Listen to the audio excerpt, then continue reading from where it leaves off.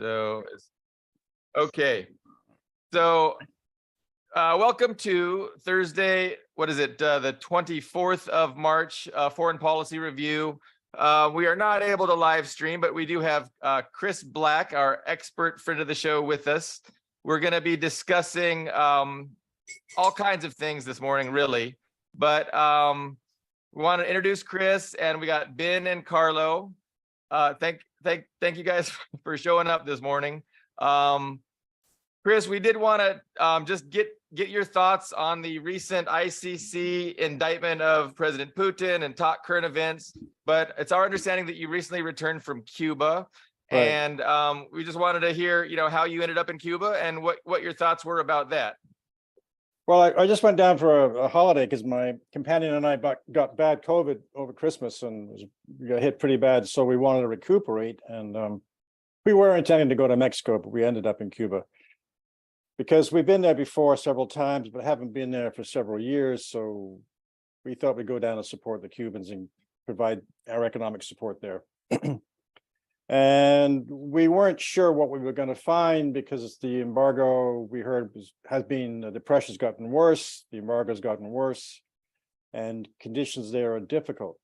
So we didn't expect good things, but generally speaking, we traveled from the Varadero resort area to Matanzas to Havana and other areas around in between. And though there are difficulties getting certain items like electronic goods and basic household needs, which are in rare short supply, most people seem to be weathering the embargo pretty well, and morale seemed very good. We did run into an undercurrent of discontent in Havana. I was with a friend who was a balloon pilot actually in Canada, but he's in his 70s and he was down there separately. We met him in Havana and he was wearing a Che Guevara hat. We were walking up Obispo Street, and a couple of street tough guys yelled out to him, "You like Che?" And he said, "Yes." "Oh, we don't like communists." So he got into an argument with these fellows. They blamed all the problems. They were very young, like 20 or something. They just blamed everything on the Cuban government and didn't seem to have a clue what was really going on with the real causes of their problems. So we were firing back. Well, it's just the American embargo is causing this, not your government. And they were spouting off, "Well, we love America." And I said, "Well, okay, go there and live there and see what it's like." Anyway, we parted company, but there was some undercurrent of that there. And that expresses or echoes the recent unrest they had in Havana a few months ago or a few weeks ago. But generally speaking, most people we spoke to were supportive of the revolution and its attempt to keep going. And there's a lot of things happening in Cuba. I just told our friend Carlo that Russians just delivered 25,000 tons of wheat to Havana about 15 days ago for free, which puts paid to the argument that Russia is some sort of imperialist state when it's helping a socialist state resist US imperialism. The Chinese are drilling for oil in Cuba. There's several oil drilling rigs there, but they're doing it in an environmentally friendly way. They're drilling on land and drilling sideways under the rock into the sea instead of making drilling platforms underwater so they don't pollute the water. Cuba's just approved 121 private companies to be formed in textiles, I think transportation, electronics, computer engineering, things like that. And there are many more hotels being built there. Vietnam's opening 3 resorts. Malaysia's just opened 2 or 3. I understand some other countries are going to open. So that's very big news for them because during COVID, they had no tourists whatsoever. The whole sector collapsed. And it was bad for those 2 years where they had no tourists, so all those workers were laid off. But the Cubans spent that time renovating all those hotels and resorts, and they're really, really quite nice. So I met some party members down there who explained to me that despite the difficulties they have, people are taken care of. Healthcare is taken care of. Nobody's starving or anything like that. people just can't get new shirts when they want to. They can't get cars when they want to.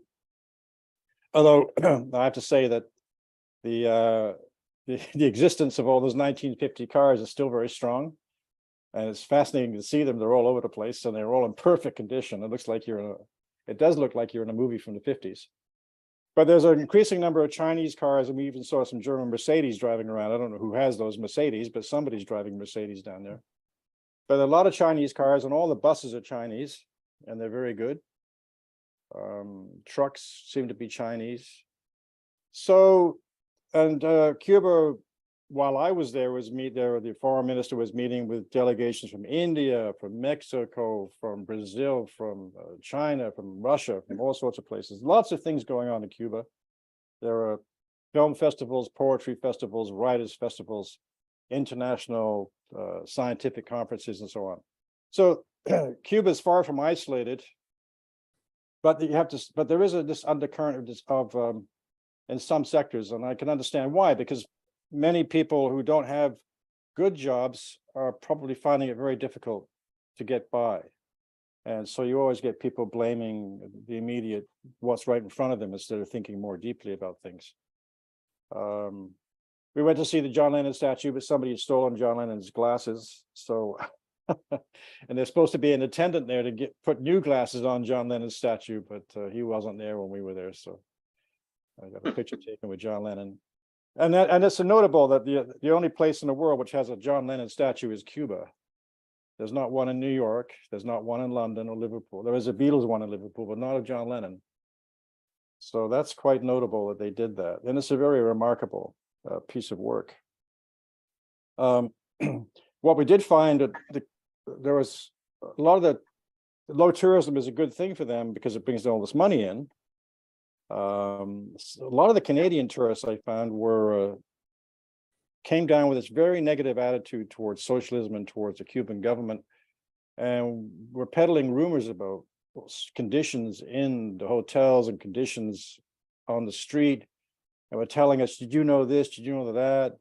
It was all nonsense. I mean, it was all lies. But so tourism has a double edge to it. It's good for the economy, but on the other hand, it brings in people who undermine the system. That was a bit disconcerting to see. So I wasn't happy with most Canadians there. But most of the people, there was a lot of Canadians there as tourists, a few Russians, some Chinese, Africans from West Africa we saw, which is a long trip. We saw them there. Mexican Work Brigade came in of about 100 people one day, and a big celebration. So they all came in to work in the fields, and the ties between Mexico and Cuba are very, very strong. Cuba now sent 500 doctors to Mexico to help out, and I have sent 50 last week to Italy for some reason. So we should get some up here in Canada, because there's a huge doctor shortage here in Canada with the system they have here now. So overall, I would say that though Cuba is can't deny the difficulties or the extent of them, because they're quite severe, but they're weathering it and getting by. And I think they'll weather the storm, especially now they're getting more help from Russia and China and Venezuela, now more from Brazil, and Mexico supplies a lot of things to them. They're very solid with Mexico. So, and some of the European countries as well. So that's my impression of Cuba. I think it's a beautiful country, and the people are very warm, and the morale seemed very high to me. Well, we're very happy that you decided to go there and spend your money in Cuba. I'm sure it was greatly appreciated. But that was a tremendous report. That was a comprehensive report, and it's good to hear that our worst fears that we hear aren't true. So that is great of Russia to give them a whole bunch of wheat. Russia had a great harvest, and so they had some excess, and it's really good that they're shipping it to Cuba to help with their food needs because of the embargo. What else? How does Cuba tie in with the greater geopolitical picture? Obviously, Cuba's been under an embargo since they got their independence. from the U.S. dictatorship back in the 50s. But it's been a merciless embargo, and Cuba's really sacrificing to maintain their sovereignty, and it's a struggle, and it's the Cuban people are definitely being forced to struggle because of the Western imposed embargo. Right. China's embargo lifted in the 70s, and China was able to engage in the global economy, and look how great they're doing. And that can happen to Cuba, that can happen to North Korea, but it's the West that knows that, and it's trying to keep them down and keep the people unhappy and impoverished. And so, but I think the future is very bright, because we see how Western imperialism is on the in decline, and you have the multipolarism on the ascendancy, which brings us to Russia and China, definitely ascendant powers. Help me tie this in to Well, you're right. It's what's important. I think Cuba yesterday. And we can talk about the baseball harassment of the Cuban baseball team in Florida recently, but yeah, I thought all the Gusanos went to Florida. Yeah, I was genuinely surprised to hear they were anti-communist left in Cuba, because what was it, 3 years ago, before the Ukraine conflict, there was a color revolution attempt by a couple of people, and within like hours, the streets were flooded with patriots chanting El pueblo unido jamás será vencido, the people united cannot be defeated. So I think the spirit is very much alive. But yeah, they went to Florida. But please continue. Sorry. Well, no, but yesterday the Cubans condemned the ICC decision to charge President Putin and the lady who rescued all these children. So Cuba is linked to this anti-imperialist system because it's one of the main victims, and perhaps the longest victim, aside from Russia, maybe, in China. Since the revolution, and Cuba has been under pressure and embargo, and these things are all illegal, and yet nobody in the United States administration and any government has been charged with basically crimes against humanity for trying to starve out the Cuban people with this economic warfare, because that's what it is, economic warfare. It's one level below armed conflict, and they've actually attacked Cuba many times and strafed the beaches and bombed it and committed all sorts of atrocities there over the years. And we have Guantanamo Bay, which the American base of Guantanamo Bay, which is an illegal occupation by the United States, forced on Cuba around 1903 with the Platt Amendment in U.S. Congress, which insisted that U.S. forces, occupation forces in Cuba, which occupied Cuba after the Spanish-American War, was maybe the first American imperialist war. Those American forces would not be withdrawn unless Cuba agreed to give the United States permanently for several bases in Cuba. And the Cuban president at the time managed to whittle that down to one base at Guantanamo Bay. And so that treaty, or the treaty the Cuban government signed at the time, was done under the point of a bayonet. So it has no legal effect. But the Americans are still occupying Guantanamo, and Cuba doesn't dare move against them, because if they do, they'll face a major attack from the United States. So they're stuck in this dilemma where they want to be a sovereign country, but yet they're still occupied by the United States Marine Corps. And that base is being used still to house prisoners illegally outside the Geneva Conventions, who the United States has declared to be some sort of non-category of enemy combatants, which doesn't have any legal status anywhere in the world. But it means they don't have to comply with the Geneva Conventions of treatment of prisoners of war. But these men have all been captured in armed conflicts when the United States invaded Afghanistan and Iraq and other places. So we have a situation in which Cuba is being used to house, against its will, an American military base, which is also being used to hold prisoners illegally, and as we know, and that they admitted and bragged about, torture them. And yet nobody in the world says we should embargo the United States for these crimes, or go after or indict the United States for these crimes. The ICC could indict them for these crimes, but they don't. Although they have no jurisdiction, but they don't seem to care about that in Russia's case. So Cuba's very at the heart of the Latin American resistance to American imperialism, because it's an example to Mexico, Brazil, Venezuela, and all the other countries. You know, there was a big celebration in Cuba just last week before I left, alongside the Venezuelan celebrations of President Chavez and his death, and commemorating him. There were big celebrations all over Cuba about that, and visits between Maduro and Diaz-Canel, the president of Cuba.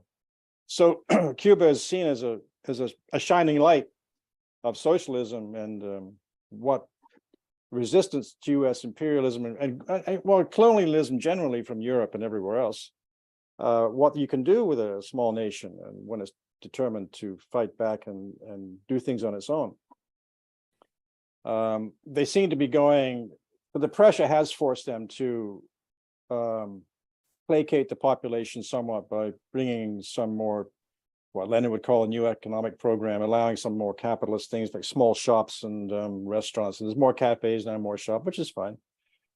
But they're all under, they have to have certain working conditions for the workers, and they have to have profit sharing. And so it's all managed in a way, but it's allowing some outlet of that steam where people want to do things.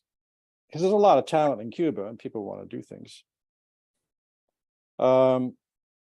So I think the main problem, if Cuba is Guantanamo Bay and the embargo, and that the United States can go around pushing the rest of the world when it's committing these crimes for the last 70 years is, it beggars belief that people put up with this and don't say anything about it. And like Canada, my country, says nothing about what the Americans do in Guantanamo Bay, but are always harping about China and the Uyghurs and what they're doing with their concentration camps, so-called, in Xinjiang, which don't exist. Yeah. So. Wasn't it 2 presidents ago? Wasn't Obama the one who promised he's going to close Guantanamo once and forever? And then I think he nothing? made noises like that. Yeah. Yeah. Mm-hmm. Yeah, I in preparation for the show, I came across an article in the Guardian about housing, crumbling housing in Havana, and the article was of course anecdotal, and also it failed to mention the embargo as being responsible. Now I meant to look it up, but I remember at a time, I remember way back in the Ed Lansdale Operation Mongoose days. Not only did they target cement plants in Cuba for sabotage, but later on they embargoed the material that goes into modern cement making, which is far more complex than, say, the way the Romans made it. And so it's just the same old, and the fact that the Cuban people have held on as long as they have is really a tribute to them. And I just, that's was my 2 cents here. Well, there are crumbling buildings. I did see that in Havana. It's just distressing. Some of the very old buildings, because some of them go back to the 1700s, 1600s, are crumbling because of a lack of maintenance. Because they can't get, you're right, they cannot get the materials, paint, simple things like paint, wood, nails, all sorts of machinery, which they need to maintain buildings and restore them. They can't get. And even though large sections of Havana are declared a World Heritage Site by UNESCO and are being restored with UNESCO funds, there's still a large number of buildings which are in dilapidated condition. And it's very sad to see, because Havana is a very beautiful city. It could be one of the world's great beautiful cities, really. But that is a problem there, and it's totally due to the embargo. It's not because the Cubans don't want to restore or maintain their buildings; they just can't do it. So there's many buildings actually being brought down because they're going to crumble, and then we hope they're going to. It looks like there's some construction going on. We saw construction cranes in Havana, quite a few places, so there is building going on there. Yeah. And quite a few new 13, 20, 30-story buildings being built. Do you understand the mechanism by which Cuba is not allowed to not able to receive production materials? Like why? Like what is the leverage the U.S. has? So essentially, I think if any country, any business does business with the Cuban government, they're not allowed to do business with Western governments. Right, and like and that's they part of the also, embar- yeah, and they block payments through banks. So like, for instance, Cuba could order something from Spain to be sent in, because the Spanish have a good relationship with them, basically. But they can't make the payment because the payment has to go through the SWIFT system, so the Americans block it. So that's a difficulty. Or Mexico.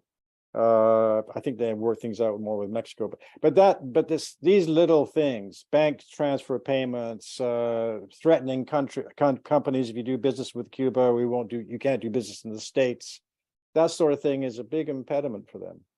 Like the Many Caesar countries- sanctions. So like China doesn't care about that, but some of the countries where they get these materials from do comply with that, so. Like the Caesar sanctions on Syria, which is just Right. preventing rebuilding. Exactly. If Exactly. anybody were sent to send cement or building materials, they get secondary sanctions themselves, which is Yeah, it's horrible. basically what's going on, yeah. And I Yeah, think that Yeah. and warplanes over Syria, Israeli warplanes over Syria, yeah. that's a Yeah. news story. And another news story, just a couple of days ago, I started reading, not just from news, but from representatives, Nikki Haley, Bolton, and other people, that the new axis of evil has risen. And I just want to list to you the 5 most sanctioned countries on earth, and just let's put them in order. Number 1, Russia. Number 2, Iran. Number 3, obviously, Syria.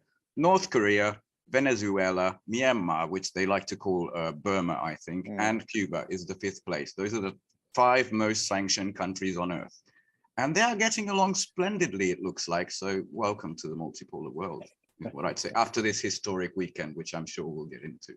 Yeah. What a weekend it was. Yes, it was.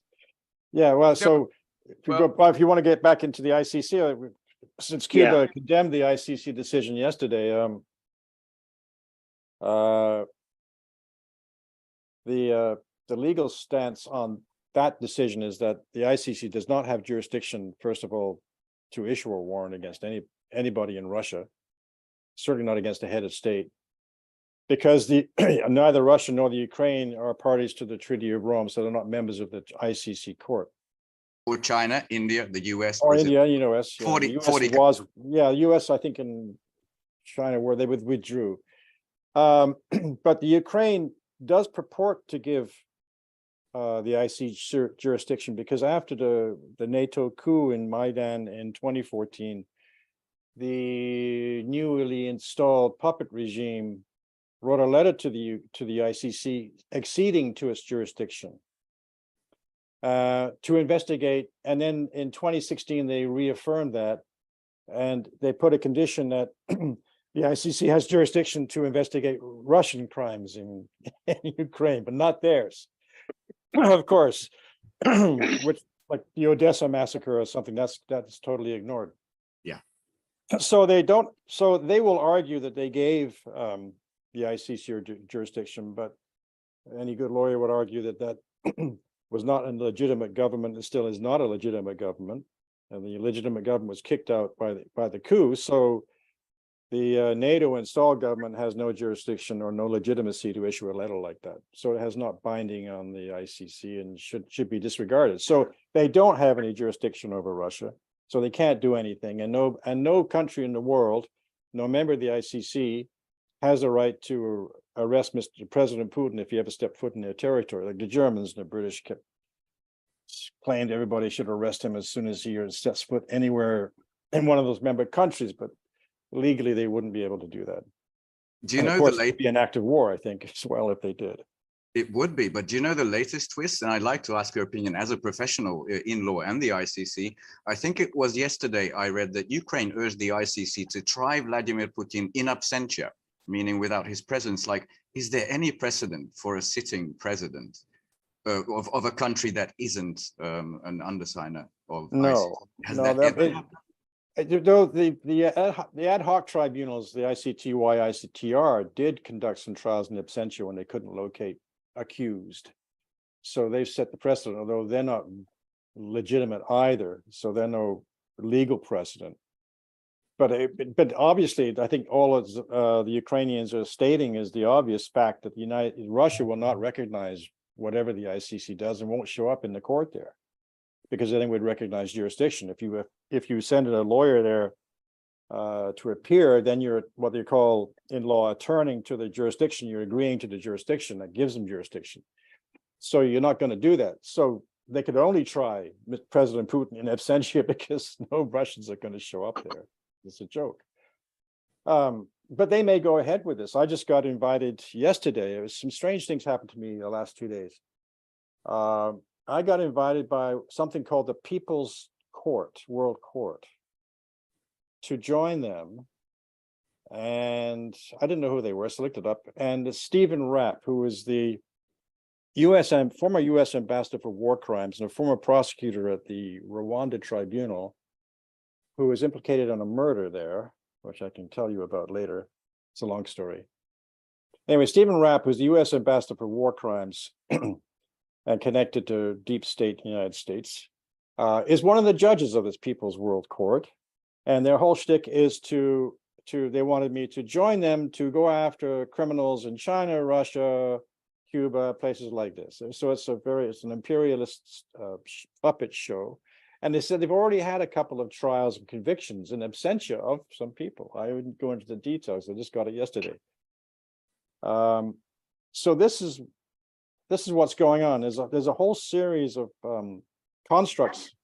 The Jeffrey Nice and Uyghur Tribunal against the Chinese in London, which took place last year, where they purported to have a people's tribunal condemning China for these alleged crimes without any witnesses from anybody except themselves. Then this People's Court doing the same against Russia and China and other countries. And now the ICC with Mr. Khan, who was fired, I think, from the Charles Taylor case because he was suspected of working for the British. Anyway, he was now made recently the prosecutor of the ICC, and it's quite clear he's under the sway of the Europeans and the Americans, and issued this indictment when he was ordered to. So now Russia has said they're investigating the judges and Khan for crimes against the Russian state. So I don't know what's going to happen there, what that means, but the ICC has proven itself since its inception, 2003, as a kangaroo court for European and Western imperialism. So all the people that's arrested so far have been Africans. It's often been accused of being racist, but I don't agree with it being racist because it's many of the judges and prosecutors are Africans. What you can say about, congratulations to Putin for being the first white man. Diversity. Oh, well, that is true. That is true. He is the first white man, and the lady. But what they have done is they've charged only Africans who are against Western interests, like Bashir, President Gbagbo in Cote d'Ivoire, Blay Goudet, who I was asked to defend at one point, and others the fellow from the Congo and so on. So they only go after Africans who stand in the way of Western interests. They don't go after Paul Kagame, who's murdered millions of people in the Congo, and all his acolytes, and Mugabe and other people who they support there. So it has been focused on Africa because the West wants to take control of Africa, and they want anybody in their way out of the way. And they removed, say, President Gbagbo, kept him in prison for 8 years based on totally trumped up charges. They knew that from the beginning. So the ICC has a history of this, and now, yes, they brag, okay, we've rectified, now we charged a white man. Well, where is this getting us? It's just, it's made international law a complete joke. I mean, it just obviously doesn't exist. Well, Milosevic, too, we have to. Milosevic, well, he was with the Yugoslav Tribunal, which was a UN organization, but it was illegitimate, invalidly created because the UN Charter does not give the Security Council jurisdiction to create such a thing. I want to ask you, I'd like to ask you a question about Milosevic. You don't have to answer this. We had Aaron Good on the show, and he's a young man who wrote a very good reprise of U.S. foreign policy called American Exceptionalism. And I noticed as I was reading his book that on page 204 and 205, the 5 people that were mentioned on those pages, that was it was Frank Olson, MK Ultra, Mary Meyer, who was killed on the towpath in Washington, D.C., Graham, Donald Graham, at the post, who committed suicide, and then Bill Casey, of course, who died just hours before he was to testify before Congress, and Gary Webb, who died with 2 bullets in his head. Now, you don't have to answer this, but Milosevic, his hanging, was that a murder? In my personal view, he was murdered, and that's the view of many of us who were associated with him, because when he died, on the autopsy, they finally admitted that there were 2 drugs in his body which shouldn't have been there, and nobody can explain how they got there. One was a codeine-like drug which would suppress the heart. Another one, I forget the name of it now, lifamprofin or something. It was meant to a catalyst which would speed up the elimination of drugs from the body. So, and he wrote a letter to the Russian ambassador just a few days before he was killed, stating he believed he was being poisoned. His health was going downhill. He had a heart problem, this is true, which could have been cured in 3 days. The Russians agreed to take him to Moscow for a couple of hours. Procedure would have put a stent in his heart and he would have been fine for the rest of his life, but the ICTY refused to let him go, even though Russia was a member of the Security Council. And then he believed he was being poisoned, and the presence of these drugs and the way, and I did a report on this, like I sent to you, is quite long, but the upshot is that the way he died, the night he died, behavior of the people around him at the period he died indicate that they didn't really care whether he was dead or not, and didn't go into his cell for many hours when they usually did. And doctors didn't show up for hours, so they could have done something.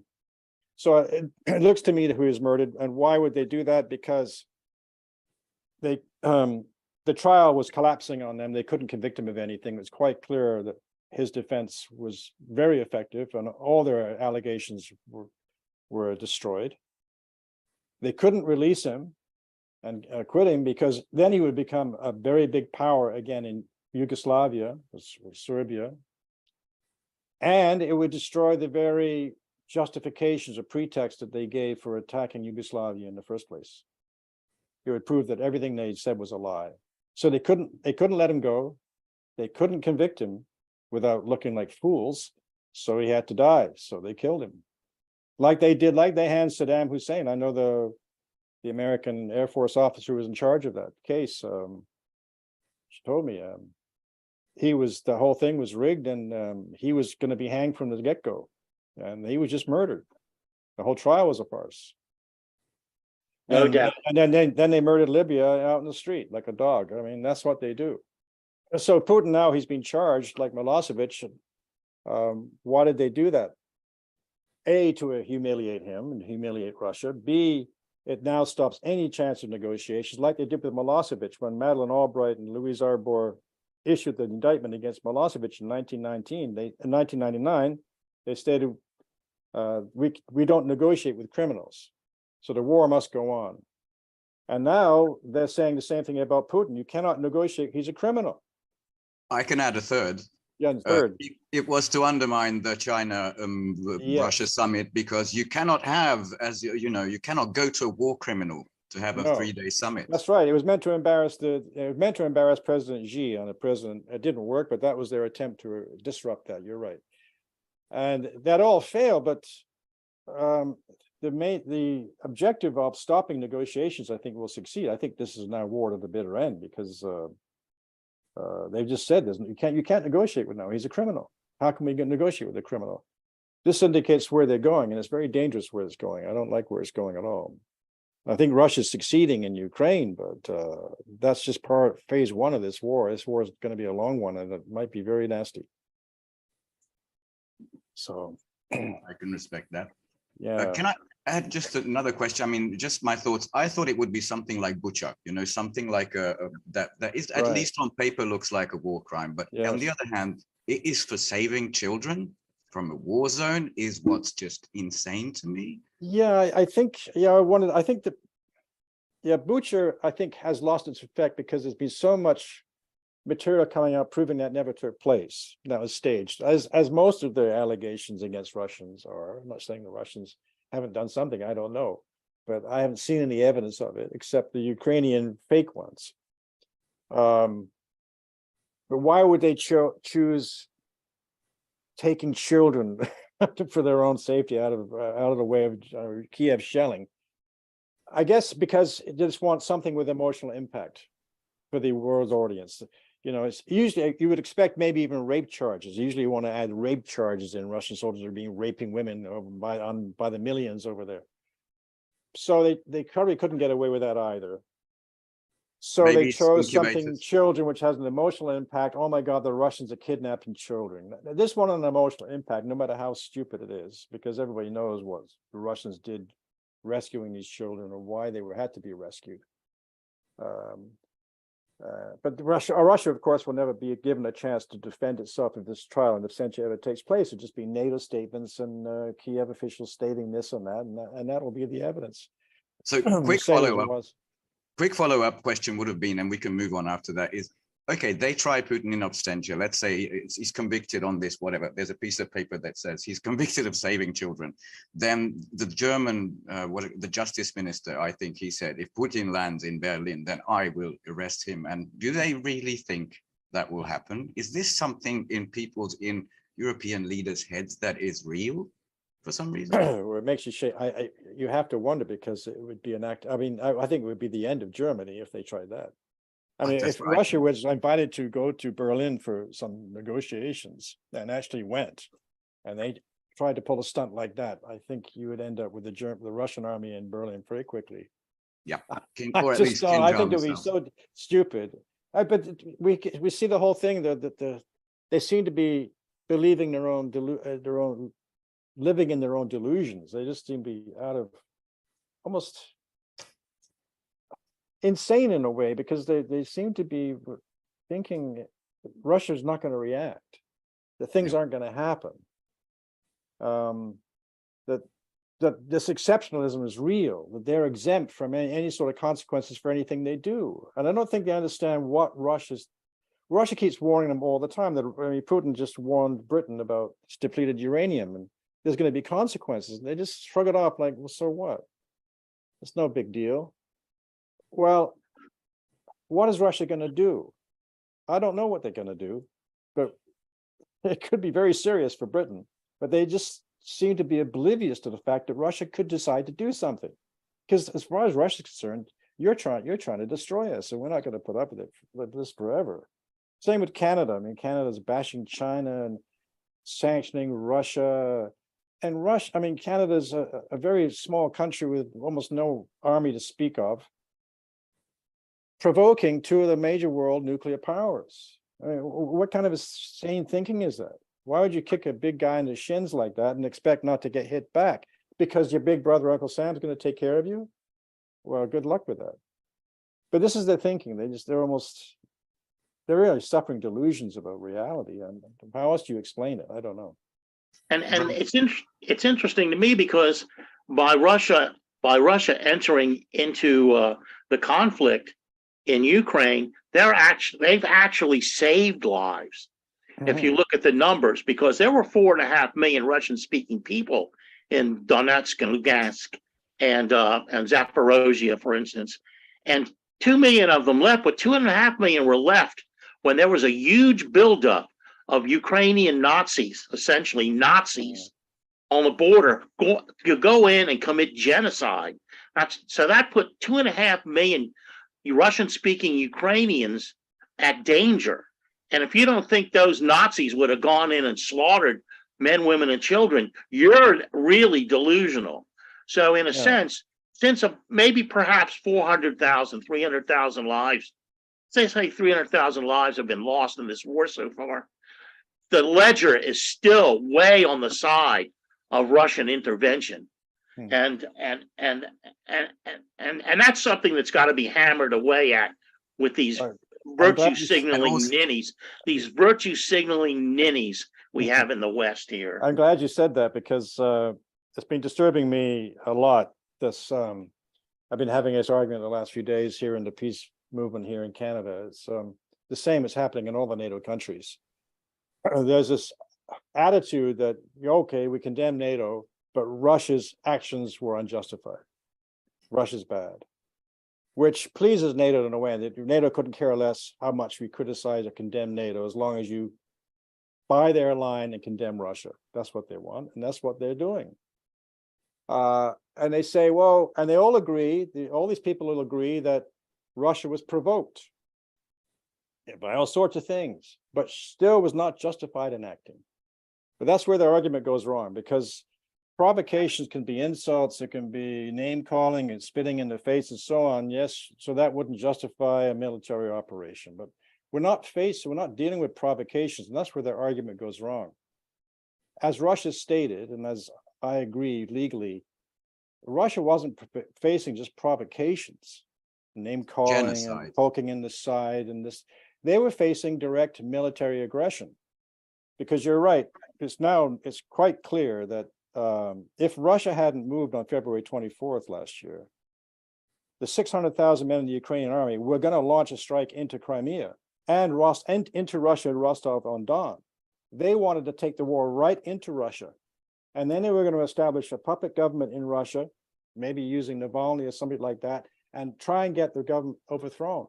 They wanted the war inside Russia, not in Ukraine. And they were going to wipe out the Donbass while they did it, run right over Donbass and kill all those people. So the Donbass knew that and asked Russia to come in, and Russia had to make a decision. Do we sit here and wait for them to attack us, in which case we'll be fighting inside Russia, this terrible war, and NATO would have supported it all the way, or we strike and stop this attack. And that's what they did. And they went in and stopped the attack. Also, is to stop the Americans finally completing their line of missiles from the Baltic down to the Balkans, no, down to Romania, so they could launch a nuclear attack on Moscow in 5 minutes if they wanted to. So Russia had to, it wasn't provocation, it was a direct military aggression which was taking place against Russia, and Russia had to act. Anybody who thinks otherwise doesn't either know the facts and doesn't know the law, because Russia, under Article 51 of the UN Charter, has the right to act in self-defense, including preemptive attacks under a doctrine called the Caroline Doctrine, which arises out of the War of 1812. There's an incident between the British and the Americans in Canada at Niagara Falls, where some American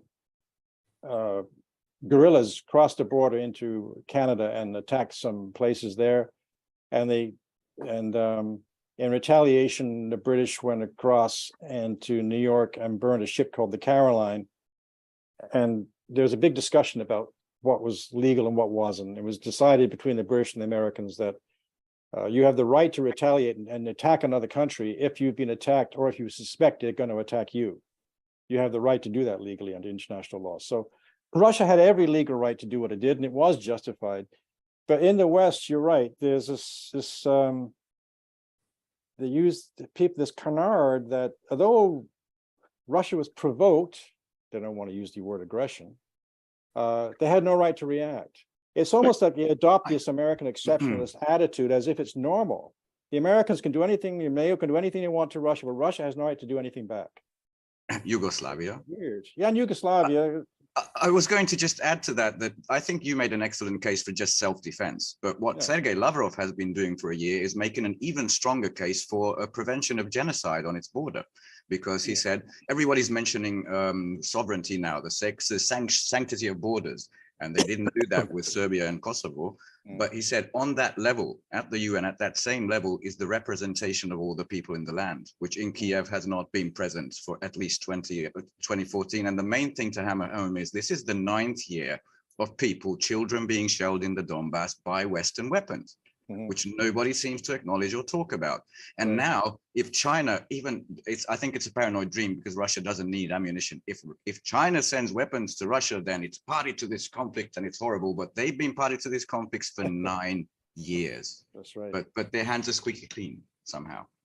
Sorry. Yes, right. I mean, the NATO is supplying Russia weapons to Ukraine every day, as we know. Yeah. But even if China dared send, well, that's that's also- Hypocrisy. Yeah, it's just mind blowing. Again, it's this thinking. This is this imperialist colonialist thinking where they are superior and everybody else is inferior. They can get away with anything because it's just their natural right to be able to do these things. That's how they think, and nobody has the right to resist. That's why I think I was always puzzled by the American government of some years back suddenly calling the United States the homeland. I always thought, what does that mean? Homeland security, as opposed to what, outland security? It's almost like there's one world they rule, and they divide it into sections, the outland and the homeland. But it's all part of their world. So I couldn't figure out why they would suddenly start calling the United States the homeland. Well, in contradistinction to what? The rest of the world is also their territory, but it's the outland. So yeah, it's just very strange. As I say, Chris, it's Can insane. you remind us what former Secretary of Defense John Bolton's view of the ICC was? Like, he was really for the ICC, right? The US has always championed the ICC. Is that true? No, they won't. You Yeah. did that You without had even me a laugh. going there, Billy. You did that with Yeah. a straight face. Yeah. Well, yeah, was it the Helms-Burton act or law which threatened that if any American, Invasion of the Hague Act, isn't it? Yeah, Or is that colloquial? so if the ICC arrested anybody, they would be attacked and invaded, and the person would be busted out of jail. So I'm sure if based on that, the Russians could say, well, if the Americans' attitude is that, if they ever do arrest Mr. President Putin, we're going to bust him out. As Yeah, that would be Medvedev made it- commensurate with the US policy. I mean, it would be totally Exactly. consistent. And then what about like Madeleine Albright? You know, she said the murder of 500,000 Iraqi children was worth it. And, you know, with these sanctions, and I mean, did any international criminal court care about that? I mean, that might have been before the ICC was actually formed. But, you know, it's just the double standard. It's the total hypocrisy. It's American exceptionalism run amok that has just disgusted the planet, and they're sick of it. And there's a new order forming, and it's going to be tremendously great for humanity, and it's going to be great for Cuba. It's going to be great for North Korea. They're not going to have to, you know, deal with SWIFT. They're going to have whole new processes that they can join and partake in, and it's going to really be great. So I'm very optimistic Same. about the future. Well, I'm not sure I am. I mean, Except for I my would like position. I would like to be, but what NATO is doing and the Americans and British are doing, at ramping up the threat threshold is worrying. And You're right. I can tell you something about why during the Yugoslav war, when NATO was attacking Yugoslavia for 3 months and bombing it, they didn't touch Yugoslav forces whatsoever because they used dummy tanks, dummy positions, and those were attacked. They hardly touched the JNA forces. And they shot down 140 NATO planes, which is a hell of a lot of planes. They did major damage. NATO was suffering. I was told that they tried to land a bridgehead of several thousand men in one part of Yugoslavia, but they were detected and wiped out to the man. So they gave that up. So why did Yugoslavia finally give in to NATO in June of 1999? Because a guy named Aldasari, who won the Nobel Prize for Peace a couple of years ago, and Yeltsin's foreign minister at that time, Cherna Mirden, went to Belgrade with a message from the Americans to tell Milosevic and his cabinet that if they did not surrender, the Americans had the intentions of carpet bombing Belgrade with B-52s. So from a very high position, they could not touch with the missiles they had. And they intended to flatten Belgrade and kill 500,000 people. And they said, that is your choice. You continue resistance, this is what's going to happen. So Milosevic had to take that to the parliament and say, this is the threat we face. This is a threat of a massacre, a terrorism on a mass scale, like the Americans did to Dresden, did to Tokyo, to Hiroshima and Nagasaki. We're going to destroy this city unless you surrender. So the parliament voted, what do we do? Keep fighting or give up? So they voted to give up. That's how NATO entered. That's how the war ended. And With that Belgrade was threat of a massacre of 500,000 people in Belgrade. and So Belgrade was look- This is the type of thinking you're dealing with. You're dealing with people who are absolutely ruthless, and they do not care a damn about anybody or anybody's life, and they're willing to push it to the limit. I think this is what worries me. That rational people, I agree, I'd be optimistic because of what's happening with China and Russia and Cuba and everybody. Rationally, this is a great change for the world and great things that can come out of it. But this war worries me because the people we're dealing with are absolutely ruthless, and they've shown they're willing to just massacre people, and they don't care. They won't do anything, and that's Belgrade what was worries me. Belgrade was still bombed for I think 74 or 78 days straight. Mhm. It including the was, but Chinese- with the Chinese targeted embassy. cruise missiles, they attacked government buildings and infrastructure and this and that. But the carpet bombing, But I just want to add that even though depleted uranium was used in Belgrade and also in Iraq, those places didn't have nukes. So I think ruthless is fine with Russia. They can be ruthless too.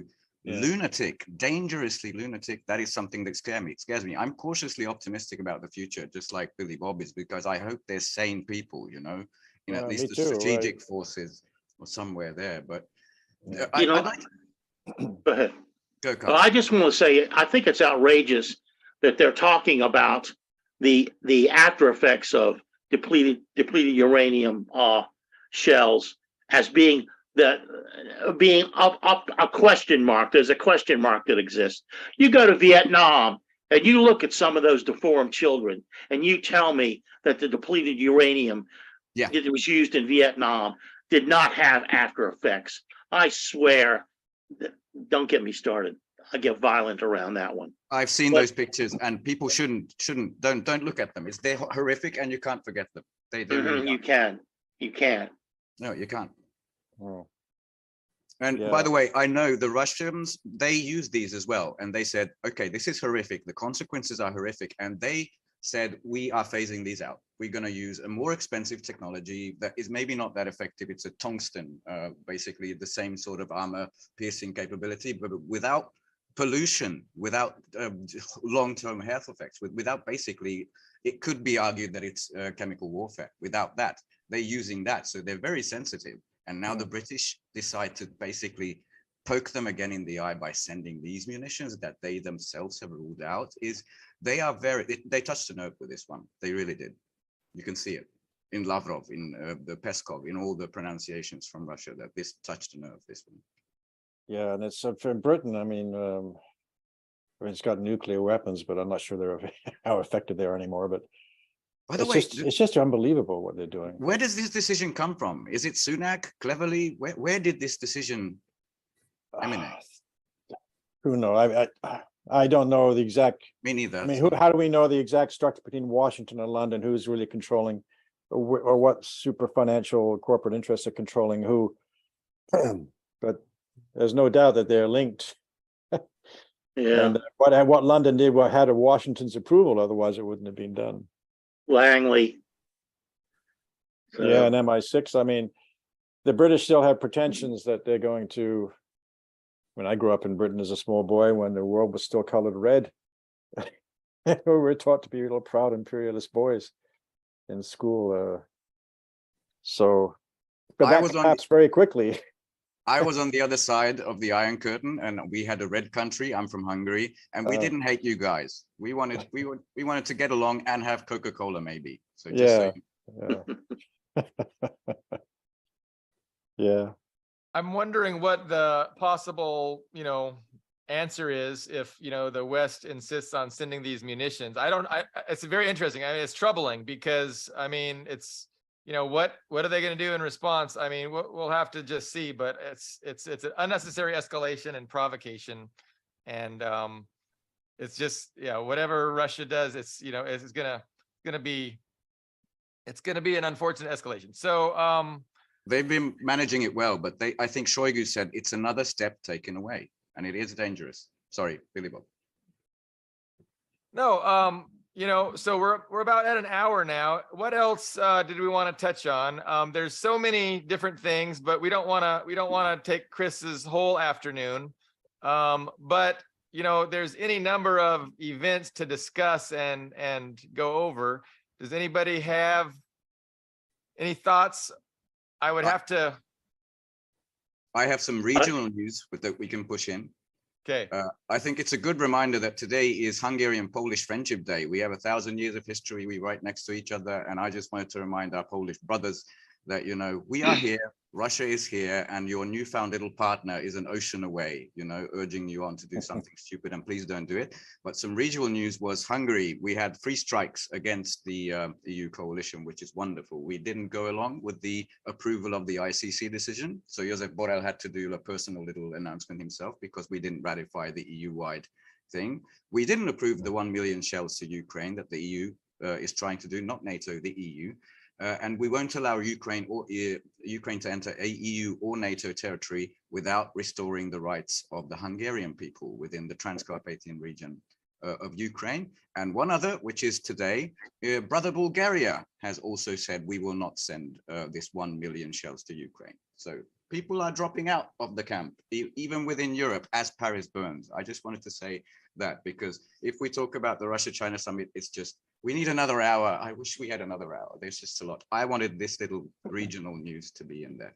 Well, I got some regional news is that your President Biden is going to visit Canada, I think later this afternoon or tomorrow.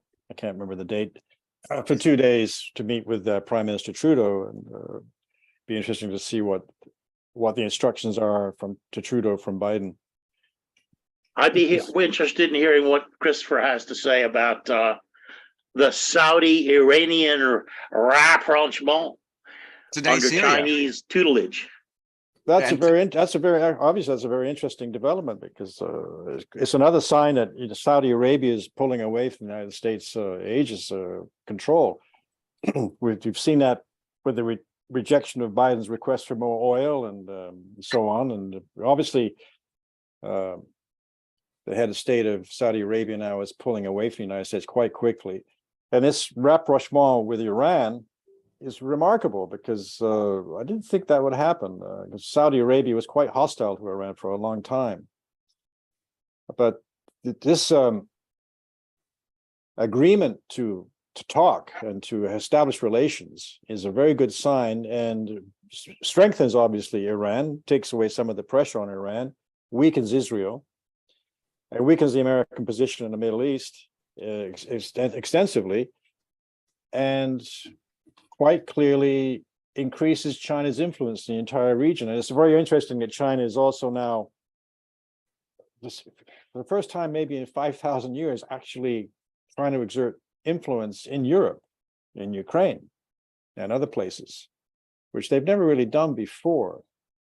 So yeah, so that shows that the world really is changing rapidly in terms of who's got control of what. But the pulling away of Saudi Arabia from the United States is really quite remarkable. It's very rapid.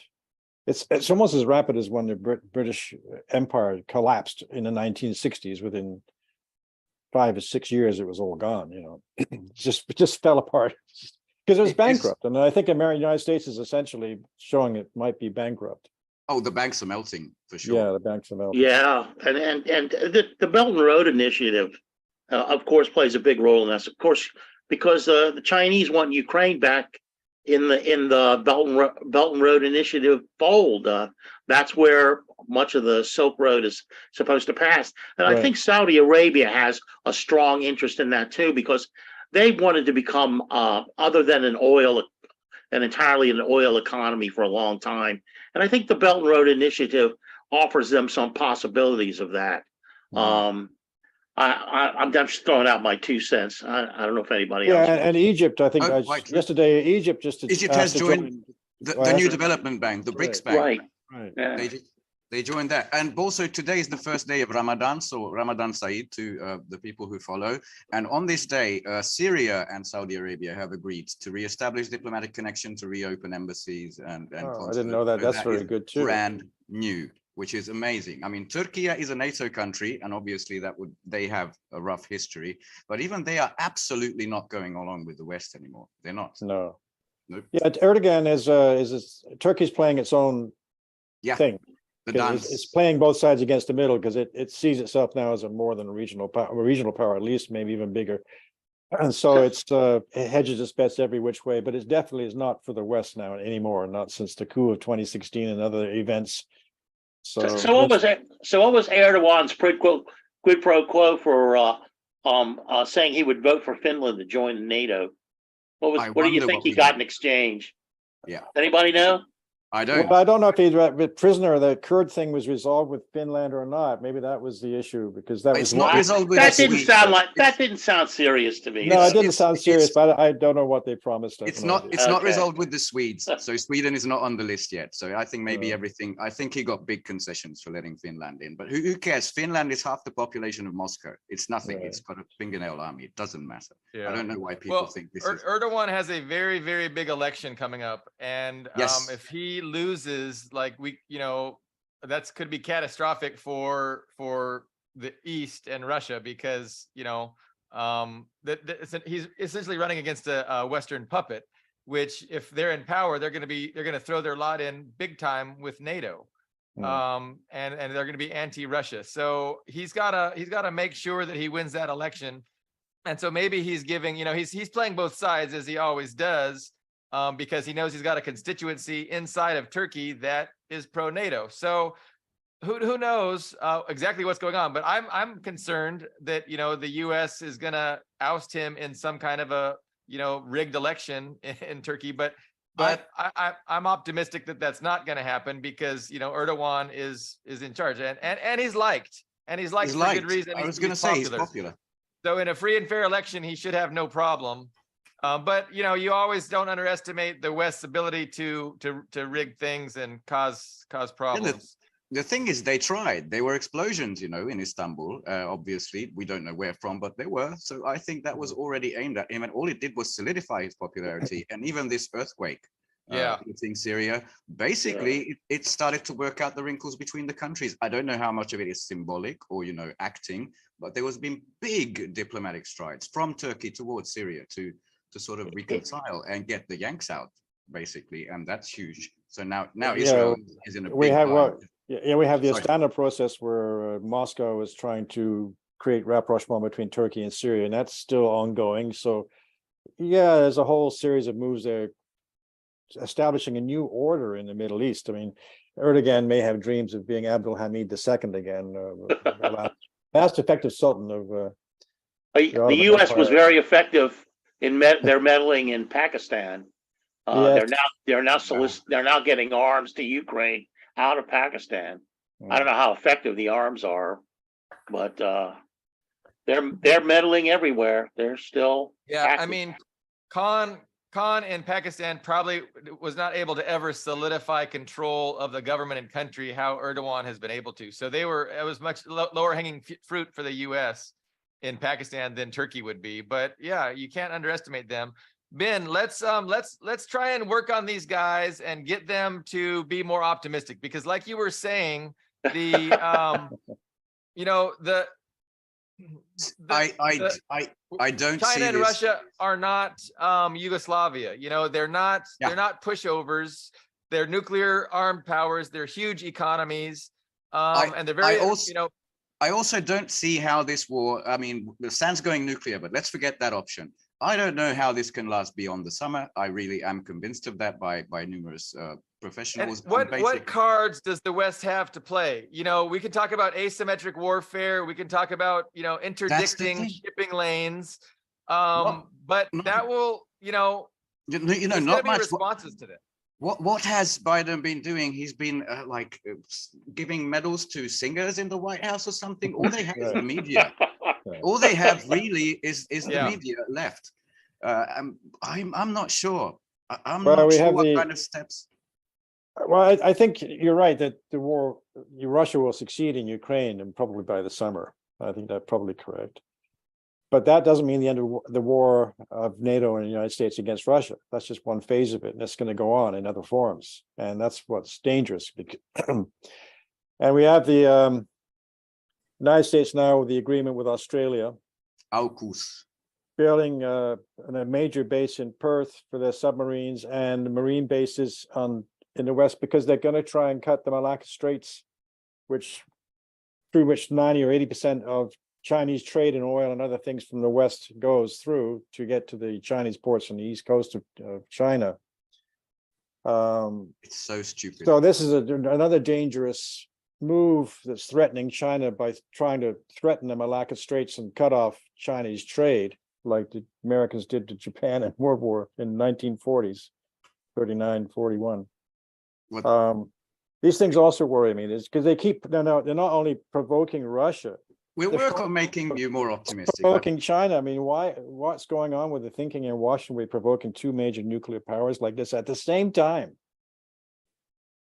It's just I don't think they have a strategy. I think it's just there's not even a leader. Like, there's no leadership, there's no coherent strategy. Everybody, it's the Western system. It's a system in collapse and decline. And I don't think there's anything that they can do, honestly. And any kind of pain they try to give China, it's going to come back a lot worse on themselves, and it's going to escalate their own demise. I mean, that's my take. I'm with you. I'm not going to be able to articulate it much better than that and get into greater detail, but I'm very confident. I mean, I'm very confident too, Billy Yeah. Bob. Basically, they know they're too late to the game. I just want to add the AUKUS deal, cutting off the Strait of Malacca would have worked 5 years ago. But since then, the Belt and Road happened, the International North-South Trading Corridor happened to isolate China from this sort of threats. And they get 4 nuclear submarines for which the Australians pay billions. It's the worst deal. I don't know if you've seen this young Australian MP. Yeah. I saw a full speech. Okay, I'm sure somebody was just word for word. It was, we are becoming the pitch of the United States. There goes our monetization. Sorry. And for what? Against our largest trading partner. Even the optics are beginning to fail. They say, I read the phrase, China has weaponized peace. We cannot accept peace. And the rest of the world says, you've been talking about peace. China does a peace deal, and now you want more war. And more people are saying, what the hell is this? Even the optics are failing. I'm completely with you. We will make optimists of all of you. Well, it's interesting because the American oligarchs, they don't even know basic geography, because when Xi and Putin met, they have a border together. They don't need the sea to ship, foodstuffs and oil, and they've got a huge border. And you can just put roads across it, and there isn't a thing the U.S. can do about it. It's so geographically, I mean, interdicting of shipping lanes and choking China off from the sea and blocking the South China Sea, like there's going to be answers to that, and that's going to look bad. Like when the U.S. does that, that's going to look bad. There's, like you said, the optics are not on the side of the empire. The empire is in decline. It's accelerating with what Saudi Arabia is a big surprise, but it boosts my already very optimistic outlook. And the world's done with the way the West has run things, and they see China as a much a superior way of going about global governance. Well, maybe I can add a little bit to the optimism despite my pessimism. When I was in Cuba, I met the friendliest people I met besides the Cubans were Germans, and there were quite a few Germans there. Oh, those poor people. But they all made a point of telling me that they were from the former DDR, which I found strange, but that's what they did. Where are you from? Leipzig, Dresden. I said, oh yeah. They said, yeah, the former DDR. They all made a point of saying that. And they made it quite clear they were all anti-NATO, pro-Russia. They thought the West Germans and Schultz were traitors and idiots. They said the West Germans still sneer at us and treat us like second-class citizens. None of us are religious. They are, because of the way we were raised, and we do not see ourselves as part of Germany. I found that very interesting. And they said there are demonstrations against the war and for Russia in Eastern Germany taking place all the time. And then we have what's happening with France and Macron passing by edicts, and they complain about Russian autocrats, but making an edict raising the pension age. Have you seen the But pictures? that's not video? over yet. There was trouble there in France is not over yet. So Oh no. Have you seen the pictures, the videos of the yes, streets? Well, that leads me to another question for Christopher. First, I just want to add that U.S. foreign policy toward China reminds me of U.S. foreign policy towards Japan just prior to World War II. And I'll just throw that as a general rule. I won't go on beyond that. But what I want to ask Christopher is, does he think the unrest in Europe, somewhat in Italy, very large in France and Germany, is this going to go toward the right, move toward a far right element? That's what I see when I talk to these Germans, for instance. Some of them were members of the AfD, which is, I forget the name though, what that means in English. Alternative für Deutschland. Yes. They were telling me that they're labeled by the West Germans as Nazis, but they said we're all communists. Well, so I started reading about the AfD, and some of their politics were a bit troubling to me as a leftist, but they're anti-immigration. But then again, they see that as really trying to bring in cheap labor to keep wages low for German workers. They don't believe in climate change, which I think is a fact. But anyway, we don't argue about that. But generally, they seem to be, when I talk to them, committed socialists, but don't see a left alternative, so have joined the AfD. And they see the AfD as a left party, not a right-wing party. But that's not how it's classed. And they said, they keep telling you in the West we're all a bunch of Nazis. That's just a way to hide the fact that there's a left there and we're resisting. So I don't know the truth of that because I'm not living in Germany, so I don't know the details of that. But that's what they were saying. But in France, I don't know. I mean, we had the yellow vest. I didn't think much of the yellow vest protest. I mean, they were protesting real issues, problems in France. But I saw that more of a middle class, not a really working class event. They rejected when the Communist Party said they wanted to take part. They were more or less rejected, and they did take part anyway. But I didn't think that was going to go anywhere. It didn't. It finally petered out. But these new protests may, because it's got a lot of the trade unions involved, and many of the unions, and not only right-wing parties, what's left of the left is also strongly involved. It may turn into something else. But you're right. I think the general trend towards the right in the West since the Soviet Union collapsed is a result of the collapse of the Soviet Union. When people got demoralized, they were told socialism doesn't work, communism doesn't work. Left-wing parties lost enthusiasm, and there's like our party was almost destroyed. You had to be rebuilt. That happened in many countries. So people were told the left is not an option. And you have to see it's in the United States. The left is really what we would call in Canada the right, right-wing people. But there are some left people like you guys, but that's not considered a real option. So the real option is more populist like Trump or Le Pen in France and so on, right-wing people. So that is troubling. But yeah. Again, maybe they're mischaracterizing some of these groups. I don't know. Like the Germans told me, I don't know.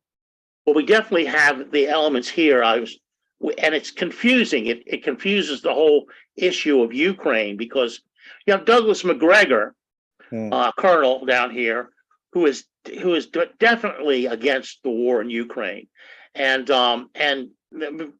lays it out as only he can because he's a military man about how Ukraine is inevitably going to lose. But in his conversation, he throws out things like the whole system here, the whole military system here is being screwed up by LGBTQ people, or that the police are good down here, and the crime is rampant in the cities, which is of course a canard for racism, when in fact crime in the U.S. all over, according to the FBI, is way down. So he has these right-wing tendencies, but he's correct on Ukraine, and it's causing a kind of a rift and a confusion among people like me, who I will only go so far with that. I don't LGBTQ people, how can they possibly be that Yeah, influential? It's just absurd. I mean, on the face of it. I mean, Jimmy Dore, what an idiot this guy is. He's a comedian down here. It's a show, and it was some group. I can't remember what it was, and he pointed out that it had moved to the right when it went for when it had 10% LGBTQ participation, and I'm going, well, what's the connection? There was no connection. He just threw it out there. Now I know what he's after. He's looking for libertarian money because he wants to run for president. So he's moving farther to the right. So that's his game.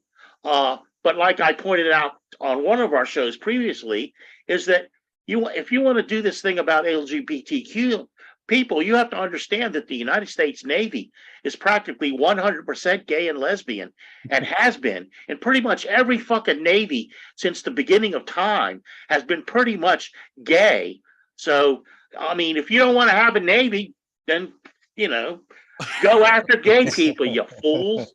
This is why we love Carla. These arguments are so absurd. The thing is, that's just a cultural issue that I don't think is a huge 2% of the population. But the thing is, in America, if you talk Douglas McGregor, when he talks about Kamala Harris is a Marxist and America is Bolshevik in his mind, which is ridiculous to anyone who knows.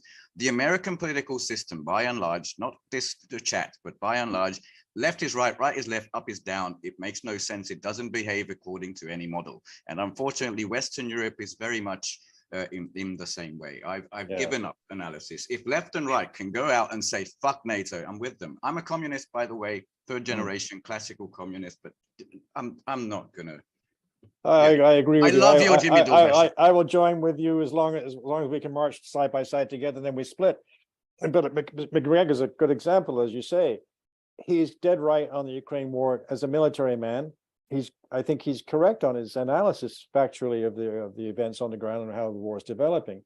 The fact that he's conservative and says so, and he has conservative values and ideology is interesting, because he represents a faction in the American deep state, or whatever you want to call it. Yeah. Which is opposed to this war. And the fact that he gets this information and puts it out there regularly, along with some others, Ray McGovern and all these people, former CIA guys, Scott Ritter, they represent a faction which is opposed to the war. And whether they're for good reasons or bad reasons, we don't really know. But I think that's what that represents. There's an element of the United States elite leadership establishment that's against this war and wants to try and stop it for some reason. And so they support Trump because he's supposedly against war, though what he did with China didn't seem to be that way. But anyway, so you get the United States and Canada a very limited debate within the peace movement or left circles, because what's really left is not allowed to be discussed. It's all sort of right-wing stuff.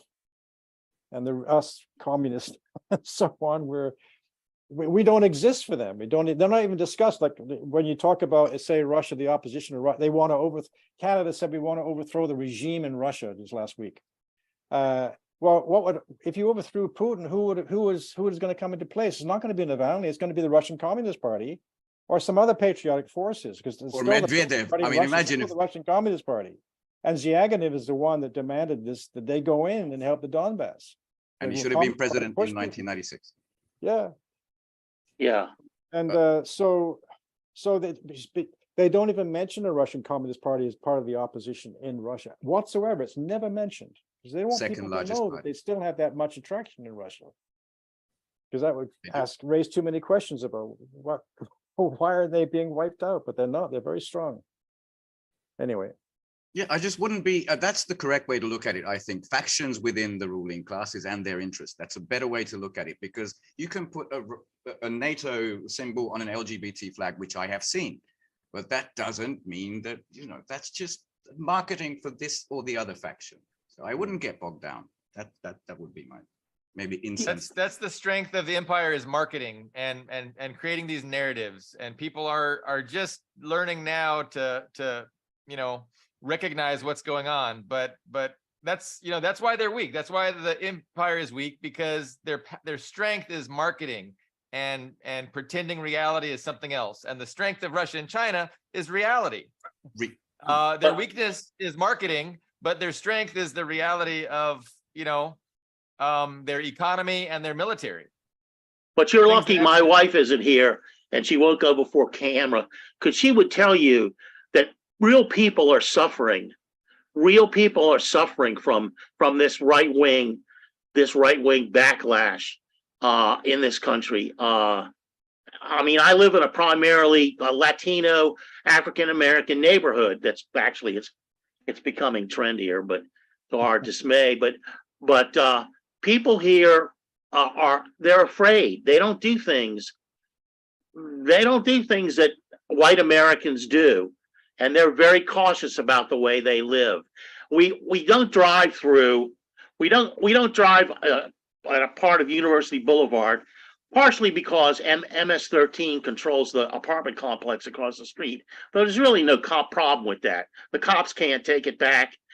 There's a lot of that. But we don't go there because the traffic goes so slow. And why do they go slow? Because there's a lot of people driving that don't have papers. So if they get pulled over, they don't have papers, they get sent back. So we just kind of don't go to that 2-mile stretch, not because we're afraid. We're not fucking afraid. We don't want to, we don't want to take the time, because these people don't have papers and they're driving 10 miles under the speed limit. So there's consequences, and I don't know where you guys live and who you live among, but we see the consequences every goddamn day. We see the cops dragging black people, out of their cars every day. Good Lord, just, and the last thing I need to hear from my so-called anti-Ukrainian comrades is that, oh my God, well, let's just, that's not a big problem. It is a big problem if you're one of those people that it's a big problem for. If you're a person of color, it's a huge problem. Or if you're gay or you're LGBT, you're lesbian, it's a big problem. Okay, I didn't mean it that way. Sorry if I hurt your feelings, Carlo, even though... No. I'm throwing it out there in general, I'm just speaking. Let me say I'm speaking for my wife here. Okay. I'd love to have Lenny Bruce's views on that. I see you, Lenny. Is that Lenny Bruce behind you? That's Lenny Bruce. I'd like to. I'm sure he'd have a lot to say about all these things. My hero. Yeah. Of all the people I've known in literature, Lenny holds a very special place for me. Okay, undoubtedly maybe he could. Go ahead. Okay, maybe I can correct myself, saying if you want to march against the end of the world or against NATO and the universal hypocrisy of the empire, I can do it with gays and lesbians on my right-hand side, people who believe that man and woman and children, and that's the real family on the left-hand side. You can call them bigots if you like. The point is unity. And there are these real issues that touch real people's lives in America, which you know way better than me. I really didn't mean to denigrate that, but those causes must be fought for. But really, when I sent you that video to Michael Parenti's son's lecture about how the ruling class wants to be in smaller and smaller pockets and fight each other instead of fighting the wealthy, that's sort of what I meant. So I wish we could just all of us, within that would be Jimmy Dore, it would be name someone that's horrible, I don't care, but Tucker Carlson. Tucker Carlson. I would march with Tucker Carlson on my left-hand side and fucking Che Guevara on my right, for something that will change the world, will save us, Yeah, but one side is doing harm to the other side, and it has all the power. Then I'm sorry, this is my token European response, that's something that Americans have to solve. Yeah, I agree with you, and that the working class has been too fractured for all these reasons because of other issues the working class has amongst itself. But the working class has to realize that in conflict with the ruling class, it has to work together despite the differences among the working class for all sorts of other reasons. Yeah. And without that, they're lost because they just end up fractured. And well, you have to look at biology. But you have to look at biology. Somebody with the psyche of a gay person or lesbian person, they can't change that. That's not alterable. No, But they can on the still- other side, the tolerance, the notion of tolerance, it has to be part of those people's, it has to be part of white America or whatever you want to call it, its development. You know, a black person can't change the color of his skin unless you're Michael Jackson. So it's, you really have to look at it. It's not a fair fight here. So I think there's been evolution, right? I mean, there is evolution. LGBT is becoming more accepted. People of color are, the trajectory is in the right direction. We still have a long way to go. We're still very, very far from where we ought to be, but there is a trajectory. And in the meantime, yeah, of course, there's people that are suffering and people are victimized by the status quo. But the trajectory is going in the right direction. And you can't get away from the fact that unity of the working class is necessary. And you can't expect everybody to be exactly where you are on cultural issues before you're willing to work with them on the big issues of humanitarian, planetary survival, survival of the human race. So at some point we've got to, overcome or overlook certain differences and work together. It's essential, but it's a very complex, it is, and everybody's got their own opinion. And so but we got to work through it. We got to work past it, or we're going to remain fractured and unable to come up against, the ruling capitalist class. But listen, I don't want to get personal here, but my uncles in Cleveland were cement finishers, and they were all violently racist. I've already expressed this on this show before. Well, violent racists aren't going to be willing to work with people of color and come together with them. And so some people we're going to have to write off. Actual Nazis we're going to have to write off. But there's a lot of people who aren't like that, right? A lot of people that wear red hats that, believe in religion and the family, who don't see themselves as racist. They might have some racist attitudes, but they don't see themselves like. Anyway, it's we don't even want to go there. Yeah, I think we've had a great discussion. I don't want to keep poor Chris much longer than he's already shared his time with us. It's a contentious issue, Carlu, and I'm not sure we can really. Yeah. I don't think it's contentious at all. I think it's the most obvious issue out there. This interest in MAGA is just silly. It's just, these people, they're the ones that have to alter their behavior, and they're not doing it. They're not doing it. It's going right. It's going to the right. That was my, that's why I asked Christopher's opinion. And because my sense of it is it's going to the right here. And I'm very, very concerned about how bloody it's going to be, because it's already pretty bloody. Okay, so what I'm going to do is we're going to stop recording and we're going to get violent now. Now we're going to really get into it. So, but we're going to turn the cameras off. Sorry about that. Right. So let me stop recording. We'll still be on our Zoom call, but all right. Everybody, thanks for watching this. We will be here next week, hopefully with our live stream broadcast, because I'm going to upload this to